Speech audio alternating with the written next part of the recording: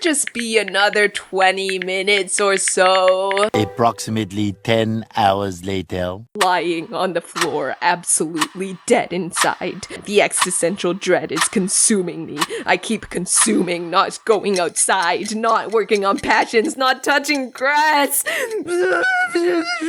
That's me a year ago. It was horrifying. Social media completely changed me. Let's go through how we got here. I started using technology as a gamer. I hate to admit this, but I was kind of an iPad kid. I'm Gen Z though, I swear. Unlike some, I had a 2-hour screen time limit. When I was little, I played a ninja game on my mom's iPhone, but everything changed when I got my own iPad mini at the ripe old age of 7. That's when I discovered Minecraft. I played every day like there was no tomorrow. I snuck in Skywars under my covers as soon as my parents left the room. Then came YouTube, my first social media. I was hooked. Minecraft videos, pranks, 2016 YouTube gold. I was mimicking Stompy's accent. Hello, this is Stompy. Making unspeakable fanfiction, constantly talking about popular MMOs. I was in deep. By grade 6, we got presentations on the dangers of social media addiction. That's also when I got my first phone. Wow, I don't even have any social media except YouTube. I'll be fine. I only go on my phone screen for like 1 to 2 hours a day. But soon, there was this new app everyone was talking about at school called TikTok. I didn't bother setting up an account until one day my online class had a TikTok dance assignment, so I downloaded it. It was then that I discovered creative ideas, music from underground artists, and fun trends. I bonded with my friends over shared videos and creators. I even left some comments. What's this? People liked my comment? People even replied. It was just like talking to people on multiplayer Skywars. The internet is so cool. It really connects people from all across the planet. Little did I know just how naive I was. We'll get back to that. I got Insta and Discord after finding out my entire grade communicated through them. I was happy seeing cute pet photos or talking with my classmates. I even found other online communities. Other people have watched The Owl House? I was also inspired to start creating myself, like YouTube animations, Instagram posts to update my friends. I found a Discord server called Cosmic's Fan Club. Cosmic was a YouTuber with a little community of fans and other wannabe YouTube artists. Like me! I remember promoting my video in the chat. People gave me feedback, said they liked my voice, and it was so cool. Soon after, my family did a challenge to see who could grow the fastest on TikTok in 1 week. That's when I got kinda semi-famous. It was so fun seeing all the nice comments. Those kept me glued to my screen. I scrolled for more inspiration, and I scrolled just because I could, and oh no. At first, social media was a treasured gem because I had a screen time limit. Then I started sneaking it in. And as I got older, the screen time limit went away. Along with it went my self-control. And the doom scrolling began. Suddenly, hours of my life were missing and I had no idea what I just watched. I could feel the brain cells being lost. It was like a slot machine. 1 minute I'd watch a funny skit and the next, I was deep into someone's depressing 3 a.m. rant. I don't even remember most of it because those memories are useless. It all felt so bleh. TikTok would make my day worse, not better. Discord and Insta were weirdly addicting. I wanted to make sure I checked every new message to make them unbolded. I didn't actually enjoy staring at a screen all day. I wanted to live my life out in the real world. But Insta had other plans. I tried to cut back and got bombarded with notifs. They came from things I don't care about, like Oh, here's a reel you may like. And were impossible to turn off. And once I was on the platform, I'd get sucked back in. What started out fun became dreadful. Then I saw my classmates' posts. They weren't goofy selfies or random plays or events. Girls were posting their prettiest selves, wearing crop tops, serious faces, and aesthetic poses. Instagram was a contest of beauty, popularity, and coolness. I'd see dozens of comments for them like, OMG is so pretty. Gorgeous. I'm obsessed. And I felt left out. It was always super exciting getting a comment on my post about the emoji puzzle I made, but this was different. So I posted a picture of me in a blue dress that I thought was similar to the other girls. I got a comment. Love it! Which felt nice, but not enough. I fell into the comparison trap. I analyzed others' stories. What were they doing that I wasn't? How come everyone seems to have such great social lives and I just watch TikToks all day? How do they have so many more friends and followers? Why is everyone so ridiculously hot while I'm still making cringy content? I decided to research. What are the best strategies for going viral on Instagram, and how can I apply that with my private account so I can make all my followers jealous?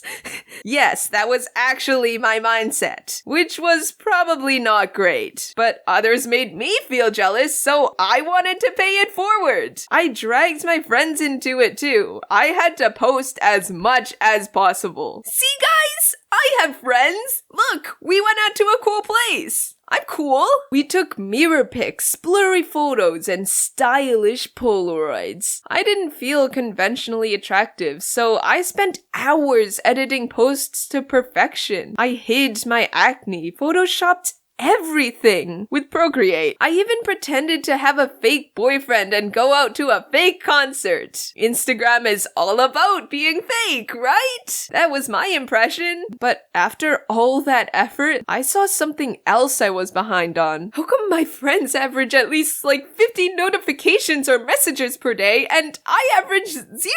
I want more notifications! Rah! So I doubled down. I replied to more people's stories, interacted more, tried to be everywhere. I always thought having too many friends would be a fun problem to have, but it was exhausting to keep up with all those posts, stories, messaging, and facing rejection, and I just couldn't keep up with all my Discord servers. The freaking Notifs kept my parents awake at night, and I was constantly hearing the beep up, beep up, beep up. Ugh. I could reach a bunch of people at once, but would they really care about me? Lots would just rant, and I'd try to comfort them and give my best advice, but I was overwhelmed. There were nice people on social media sometimes, but often not. They hurt my feelings. In October of grade 8, I posted on my story, "Is there anything you want to know about me?" Most friends asked fun things like, "What's your favorite emoji?" But then someone hit me with, "I don't think anyone wants to know anything about you. Clown face emoji, skull emoji." And by golly, that got me off guard. This was from a classmate, and I was under the impression that everyone at school was extremely nice. I thought social media was about connection, but this was judgment. Years later, I stopped posting on my semi-famous TikTok account because of other hate comments, and it just didn't seem sustainable for me. And instead, boy, this caused some major controversies. I went on my personal TikTok, which I had since grade 8, and posted every single draft. Dun,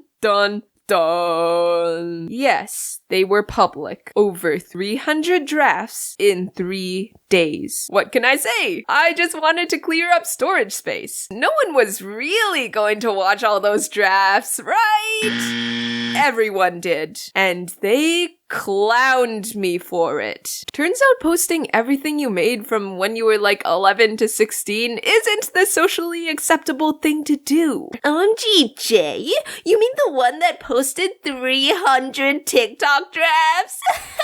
Loser! I could never. Hearing that from so many people took a toll on me. Even those I considered friends or acquaintances would talk behind my back. My digital footprint officially haunted me. I guess it was my fault for posting all of that? I don't know. Social media seems to bring out the worst in people. I'm a cringy for posting it? Then why are you watching it, huh? What kind of stuff are you into? Then, in grade 11, I went on a cruise where they didn't have Wi-Fi. No!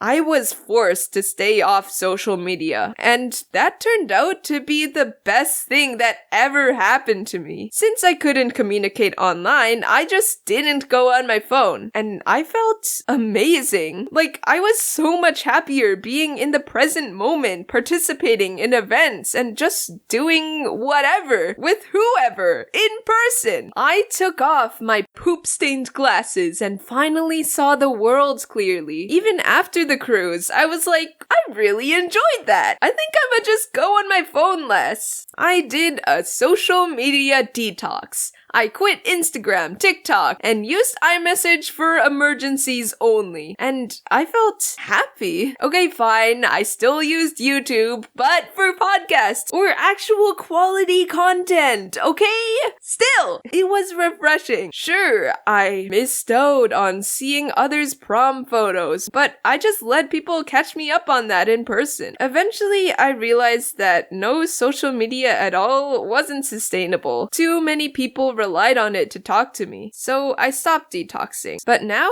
I try not to use social media too often. Sometimes I slip back into old habits like getting sucked into YouTube shorts or reels. But overall, it's better. Like 20 minutes instead of 2 hours. I don't dare open TikTok. So I'd say it's a win. Social media kind of ruined me, but I'm slowly reclaiming my brain cells. Making this video, I realized maybe I shouldn't rely on hints of dopamine and external validation for my self-worth. Social media isn't inherently bad, but it's designed to keep us hooked. And too much of it kinda sucks the life out of you. The happiest people aren't chronically online. It makes you more isolated than ever while claiming to keep you connected. Like, I'd much rather talk in person than text because online, I just feel less. I mean, I freaking post on YouTube, so I may sound hypocritical, but time is too precious for me to let y'all spend your time watching brain rot. Usually, I put another one of my videos for the end screen, but this time, just take a break from the screen, will ya? Please? Like, have a snack, drink some water, and do some random hobby like drawing or throwing notebooks at a target to practice your aim in case you see blood rain. Okay, see ya!